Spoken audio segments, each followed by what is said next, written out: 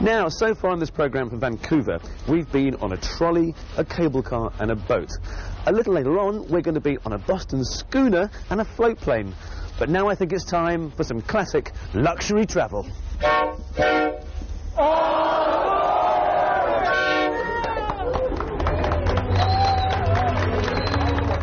Yes, indeed. It's all aboard, my good people, for a ride that gives you a close-up encounter with the best that British Columbia nature can provide.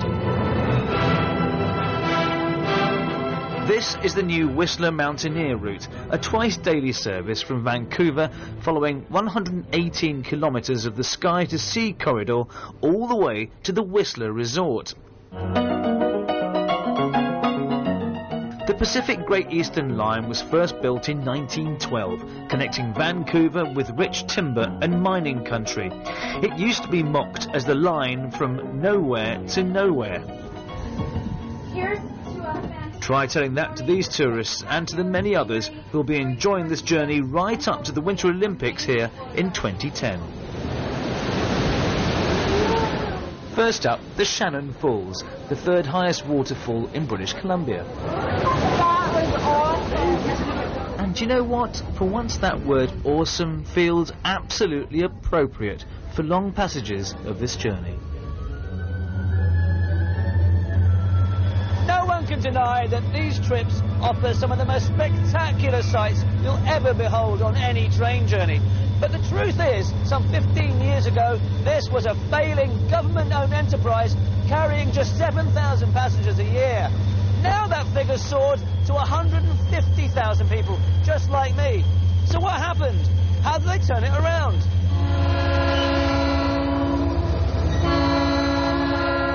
Well, a rather astute piece of business is what changed. Once the provincial government dismantled the railway, a private consortium jumped in and reinvented the route as a spectacular tourist experience. And as part of that process, they kept some of the old stock. Our outdoor observation car, a heritage car, is the most popular car on the train. It was built in 1914, and it's called the Henry Pickering. And we have it on loan from one of the railway associations that restore vintage railways, the West Coast Rail Association. And it's just so nice to get out there and get a breath of fresh air, and you feel right part of this magnificent scenery that we're seeing. And as the journey continues, the sights become ever more spectacular.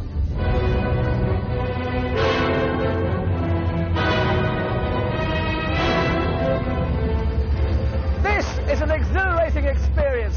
Behind me are the serratus and rumbling glaciers, and down there is the Takamas Canyon, a truly spectacular sight.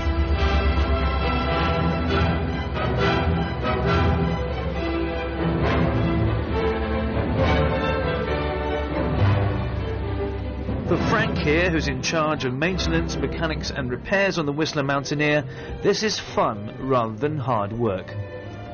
Railroading's my life. I've been doing this for 33 years now, and it's a passion. It's not like a job anymore. It's just something I do.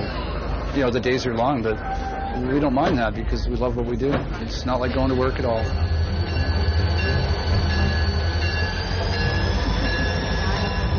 Sadly, all good things chug to an end eventually, but the staff know there's plenty more to come, because the Whister Mountaineer has been held up as the kind of higher-end, more unique experience that Canadian tourism needs if it wants to compete against the rest of the world.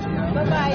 Another beautiful day at the office. Just look at what the view is from my office window.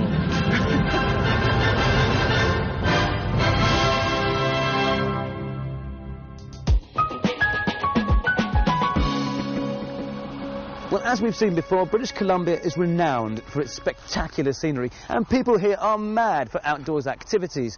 Now, skiing is probably the most popular, but now is not the season. So we sent Carmen Roberts off to Vancouver Island for a very different brush with nature. Now, if you're a leisure traveller, this will be a must-see on your itinerary. But if you happen to be in Vancouver on business and manage to escape the boardroom, then I definitely recommend a trip to Tofino. It's just a short 45-minute plane journey from the mainland, and you can be ready to begin an action-packed outdoor adventure that can be crammed into 24 hours. Just don't miss the boat. The whale-watching boat, that is. The boat we're traveling in today is a Boston whaler. These boats are used for rescue and research work throughout the world. Claycourt Sound is also home to a variety of wildlife, and most tours will stop off to view eagles nesting, as well as sea otters, sea lions and porpoises along the way.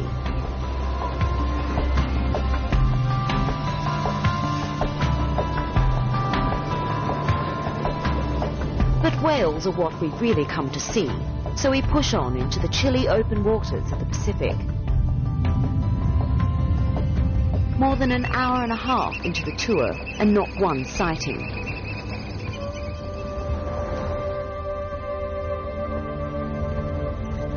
The conditions are good. It's a clear day and the seas are calm, so it shouldn't be long, surely.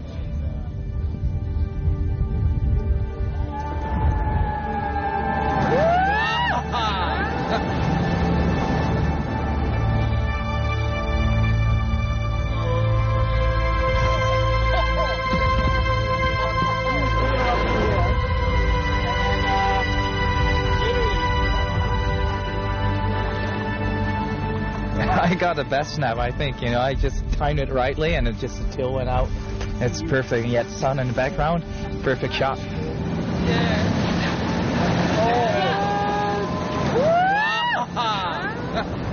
I've been running these tours for over 20 years, and we get people from all over the world, and a lot of people are coming from areas where they don't have any whales.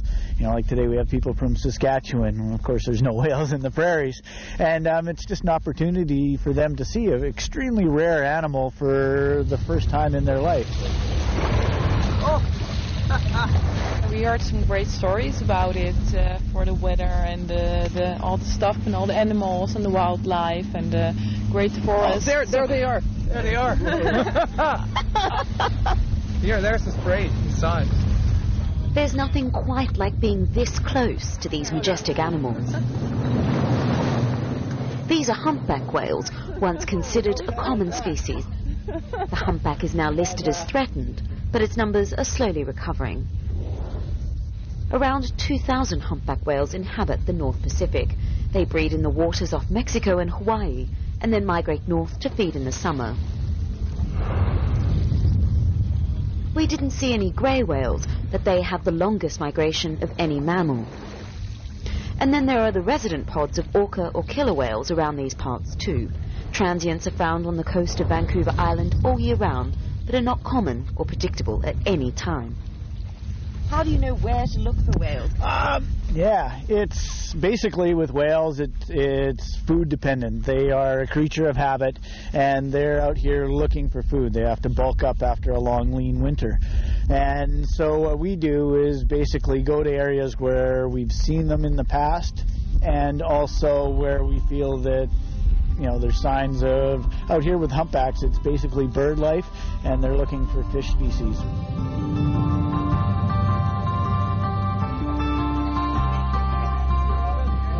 So next up is Hot Springs Cove. You can get there by a 1.5-hour water taxi, a 2.5-hour Zodiac whale watching tour, or if you're pressed for time like us, a seaplane.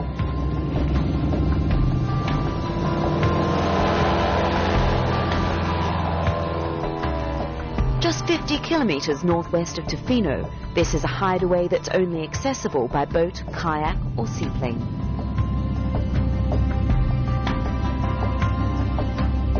Bring a sturdy pair of walking shoes for a 40-minute hike through the forest. As we approach, we can hear the running water and smell the sulfur.